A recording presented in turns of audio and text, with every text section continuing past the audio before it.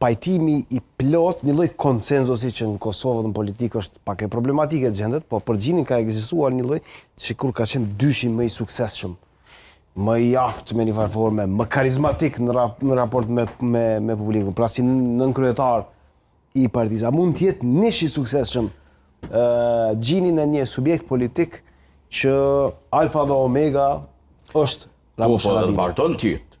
Do më në Haradinaj nuk e kalon politika. Do tjetë ndisht, do ta ketë ketë atë fuqinë edhe njerëz e ti cilë të mbështesin, kauzën e ti edhe atë, edhe si individ edhe si organizat, po Gjini është pjesë e reformës, sepse na vazhdimisht i kritikojnë partitë pse s'po reformohen. Tash ku ju në reformu, e qysh pse ky? Sepse ky o maj mirë.